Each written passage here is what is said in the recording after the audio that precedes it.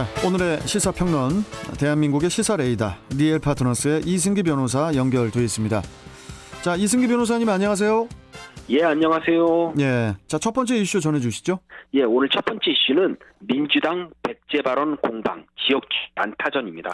자, 더불어민주당의 대선 후보 경선이 본격화되면서 후보들 간의 공방이 치열해지고 있는데요.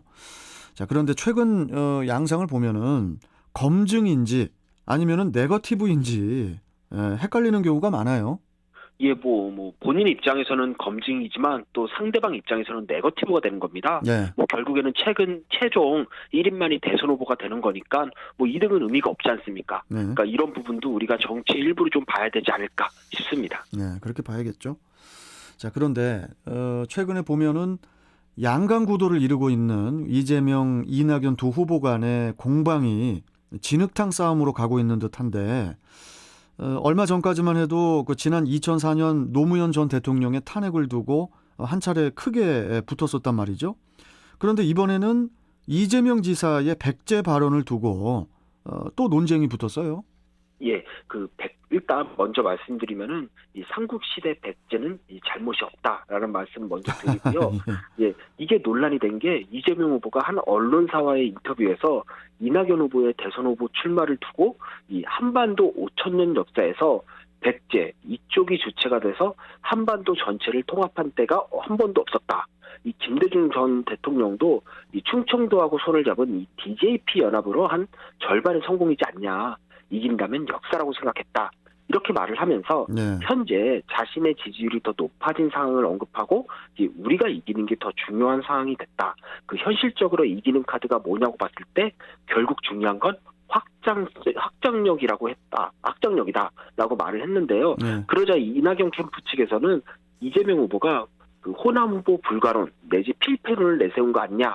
이 지역주의 조장이자 이제 시계발을 거꾸로 돌리는 이 과거 회귀 발언이다라고 하면서 강력 비판하고 나왔습니다. 네. 이 백제가 삼국시대에 호남과 충청 일부를 영토로 하던 나라인데요. 이재명 후보의 발언은 이 호남이 단독으로 정권을 잡은 적이 없다라는, 그래서 다른 지역의 확장성이 중요하다는 취지라는 겁니다. 네. 그 말은 곧 이제는 호남 출신인 이낙연 후보로는 한계가 있으니 영남 출신인 자신이 필승카드가 될 수 있다.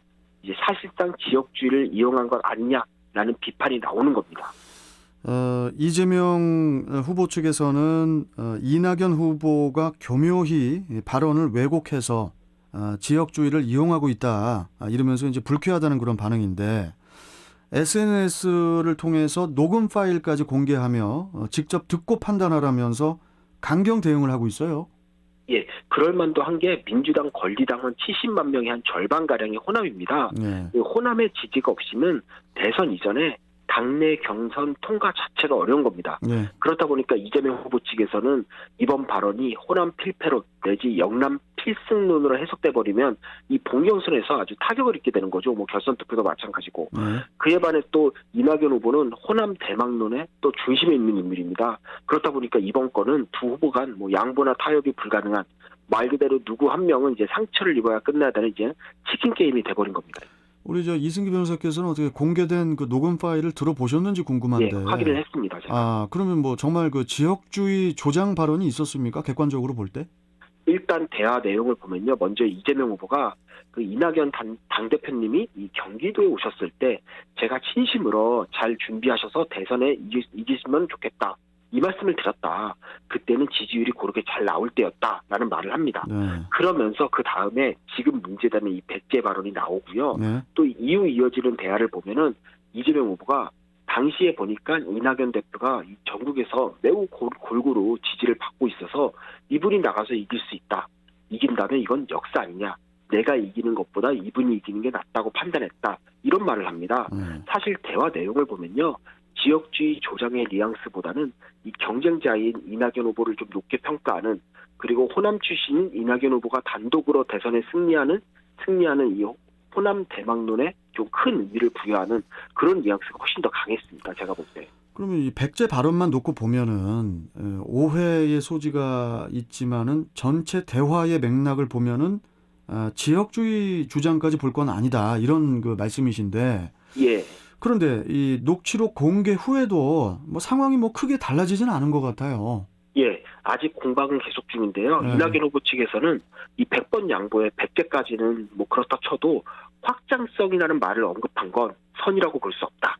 솔직히 발언의 진위를 인정하고 사과해라 라면서 재반격을 했고요. 이낙연 후보 본인 역시도 한 시사 프로에서 이 상식적인 수준에서 문제를 제기하는 것이라면서 이 물러설 뜻이 없음을 분명히 했습니다. 예. 그런데 이번 논쟁이 이전에 노무현 전 대통령 탄핵과 달리 후폭풍이 더 클 수밖에 없는 게요. 다른 대선 후보들도 이 설전에 가세를 했습니다. 당장 이제 호남 출신인 정세균 후보 같은 경우에는 이재명 후보를 향해서 가볍고 천박하며 부도덕하기까지 한 이 꼴보수 지역 이기주의의 화신이다. 뭐 역사인식이다. 사실상 일배와 같다. 라면서 아주 원색적인 비난을 했고요. 반면에 경남 출신의 이 김두관 후보는 이 군필 원팀 사진보다 더 심한 악마의 편집이다. 이낙연, 정세균 두 후보가 오히려 지역주의를 불러내고 있다면서 이 공격을 나섰습니다. 그래요. 영남 출신인 이재명, 김두관 두 후보, 그리고 이제 호남 출신인 이낙연, 정세균 두 후보가 각각 짝을 이루어서 대립하는 그런 모양새인데 이런 모습이 오히려 그 지역주의의 망령을 다시 또 불러낼 수 있지 않을까 하는 그런 걱정이 앞서는데 어떻게 보십니까? 뭐 상당히 이제 심각한 상황이고요. 그렇게까지 되면은 결국 금단의 열매인 지역주의까지 나온 겁니다. 네. 이 정도면은 이번 민주당 경선 진흙탕이라는 평가를 피할 수 없을 걸로 보이고요. 예. 이게 지역주의라는 게 확실히 내 표를 챙길 수 있다는 점에서는 정말 달콤한 열매입니다.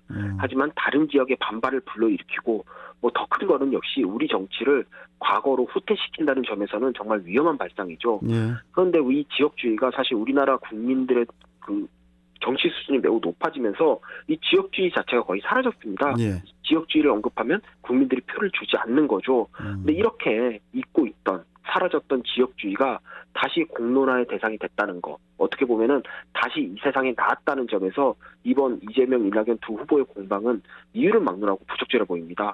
다시 세상에 내보냈으니까. 일단 뭐 이 부분도 뭐 심각한 문제라는 걸 인식을 했으니까 예. 민주당 선거관리위원회도 원래는 오는 28일에 원팀 협약식을 개최를 하려고 했습니다. 그런데 이 협약식을 미루고 이제 각 캠프 본부장과 연석회의를 개최해 이 조기에 이 사태를 수습하겠다라는 방침을 세울 정도로 이제 심각하게 보고 있는데요. 뭐 잘 될지는 지켜봐야겠습니다. 하지만 그 노무현 전 대통령 탄핵 책임론부터 이번 지역주의 공방까지 1년에 뭐 사태를 보면은 후보들 간에 좀 돌아올 수 없는 강을 건넌 거 아닌가. 이런 평가가 많습니다. 과연 원팀이 된다고 해도 화학적 결합까지 가능할지는 아직까지는 의문부호가 따라붙는데요. 이 부분은 좀 계속 지켜봐야 될 걸로 보입니다. 알겠습니다. 자, 두 번째 이슈 전해주시죠. 예, 다음 이슈는 이재용 가석방 임박 사면 가능성입니다. 자, 이재용 삼성전자 부회장에 대한 가석방 심사가 다음 달에 열릴 예정인데 여기를 통과하면은 광복절을 앞두고 바로 출소를 하게 되는 거죠? 예, 그렇게 됩니다. 예. 자, 그런데 일각에서는 특혜 논란이 일고 있어요. 특혜 논란. 예. 이건 뭐 어떤 내용입니까?